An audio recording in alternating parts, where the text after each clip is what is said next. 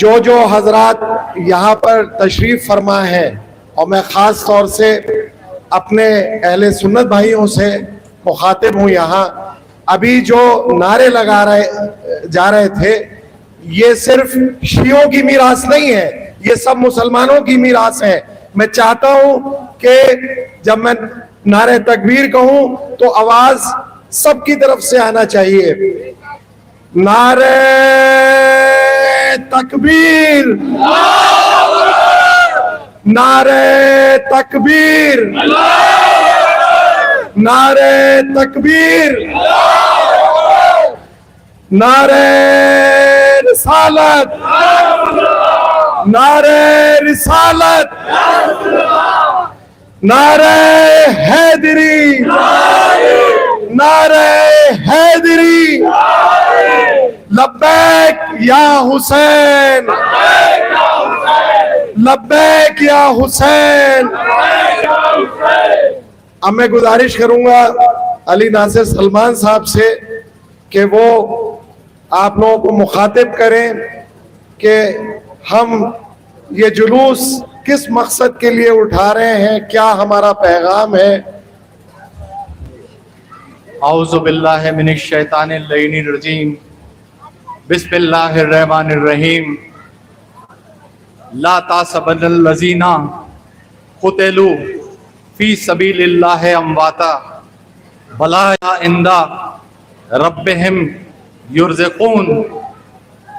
یہ قرآن کی جو آیت میں نے آپ کو سنائی، قرآن کے جس سورے کی تلاوت آپ کے سامنے میں نے کری، اس میں اللہ یہ ارشاد فرما رہا ہے کہ دیکھو ہرگز ہرگز ان لوگوں کو مردہ مت سمجھنا کہ جو اللہ کی راہ میں قتل کر دیے جائیں، بلکہ وہ زندہ ہیں اور اپنے رب سے رزق پاتے ہیں، مگر تمہیں یہ شعور نہیں ہے کہ ان کی زندگی سمجھ سکو، تم ان کے جیون کی کلپنا نہیں کر سکتے، لیکن اللہ یہ بتا رہا ہے کہ وہ زندہ ہیں جو اللہ کی راہ میں شہید کر دیے جائیں۔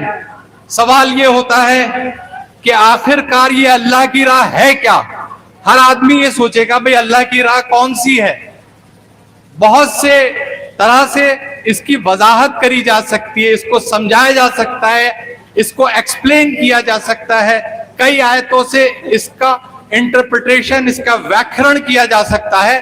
میں آپ کو ایک آیت جو اس موقع کی مناسبت سے ہے اس کے حوالہ دے کے بتاؤں کہ سورہ نساء کی 71ویں آیت ہے، جہاں اللہ کہہ رہا ہے کہ تمہیں کیا ہو گیا ہے، تمہیں کیا ہو گیا ہے کہ تم اللہ کی راہ میں مظلوموں کا دفاع نہیں کرتے، مظلوموں کا دفاع نہیں کرتے، جبکہ کمزور عورتیں، بچے اور بوڑھے یہ کہہ رہے ہیں کہ پروردگار ہمیں اس بستی سے نکال دے کیونکہ یہاں کے رہنے والے ظالم ہیں۔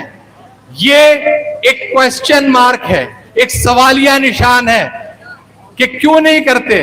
اس کا مطلب یہ ہے کہ اللہ چاہتا ہے کہ جہاں بھی ظلم دیکھو اس کے خلاف اٹھ کھڑے ہو جاؤ۔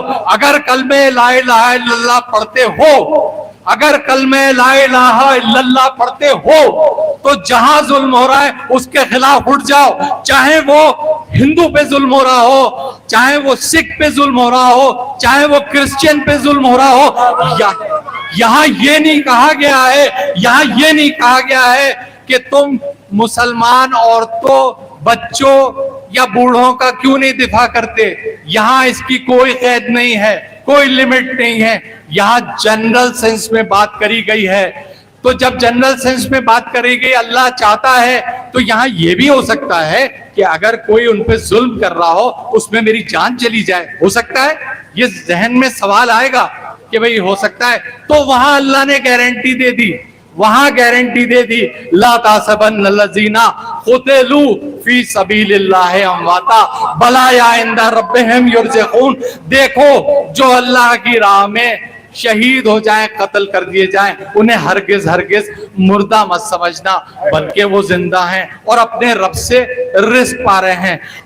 ہم نے یہ آیتیں پڑھی, میں نے پڑھی, آپ نے سنی, لیکن یہاں اگر یہ صرف کتابوں تک ہوتی, کتابوں تک سیمت ہوتی, تو ہمارے ذہن میں آ سکتا تھا بھئی یہ کتابی باتیں ہیں, اس کا حقیقت سے کیا تعلق. حقیقت میں ایسا نہیں ہوتا ہے, اکثر لوگ اس طرح کی بات کرتے ہیں.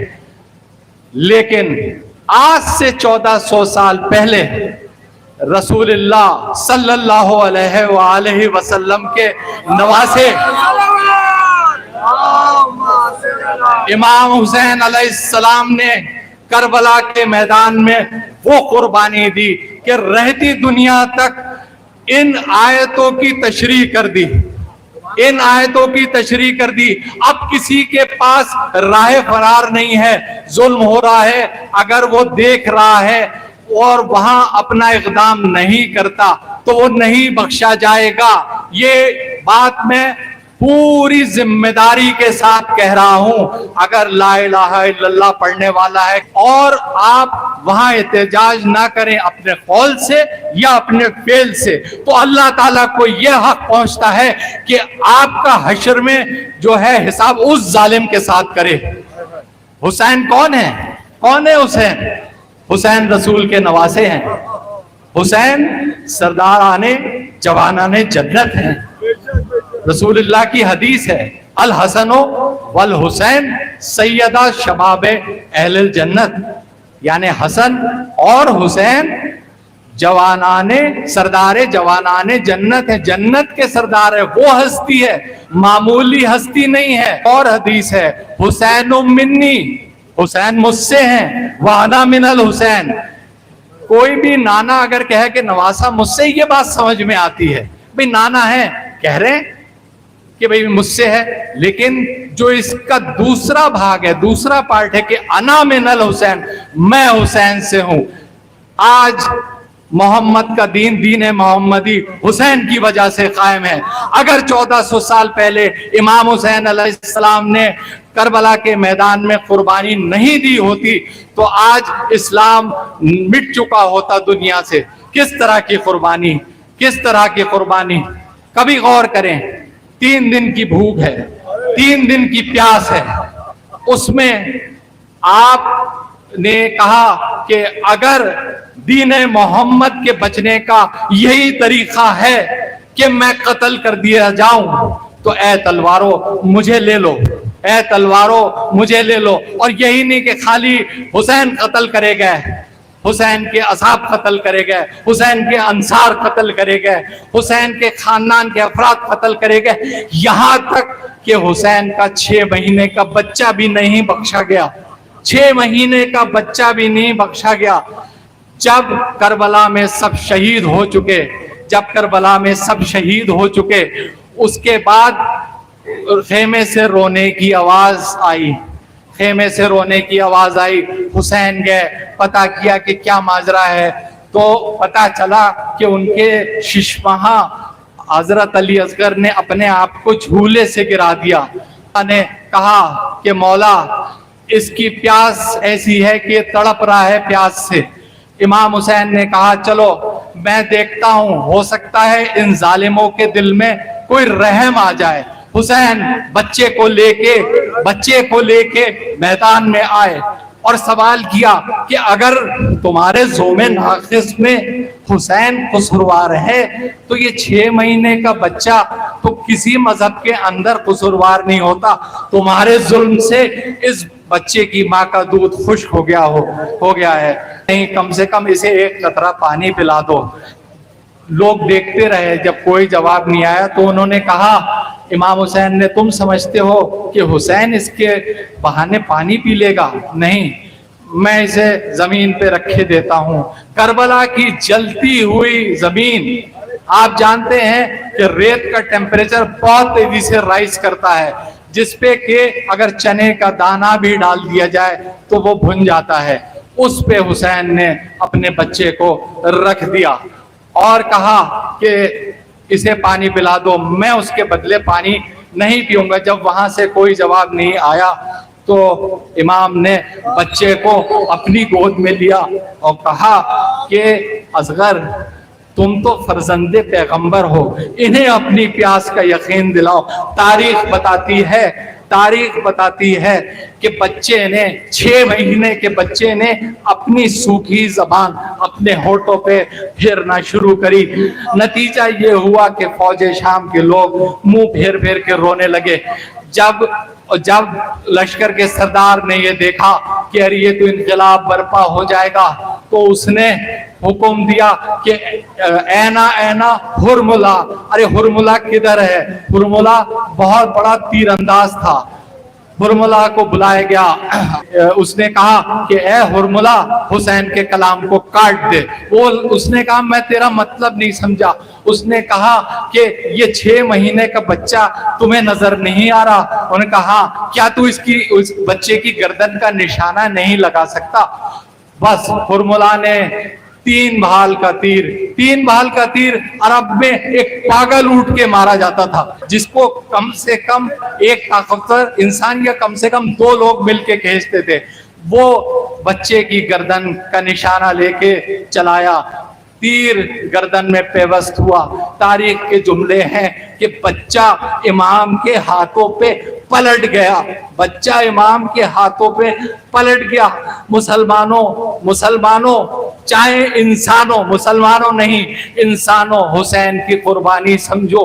اس حالت میں بھی حسین نے کہا ان للہ و انا الیہ راجعون رضن بقضائہ و تسلیما لامرہ, کہ اللہ کی راہ میں مجھے کسی کی قربانی دینا پڑے میں اس سے گریز نہیں کروں گا.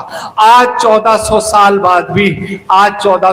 بعد بھی ہم ہندوستان کے ایک شہر اولے میں یا حسین کی صدا بلند کر رہے ہیں. ہم ہی نہیں, ہر شہر میں یا حسین کی صدا بلند ہو رہی ہے. یزید کا نام و نشان مٹ گیا, حسین زندہ ہے, ہر شہر میں زندہ ہے.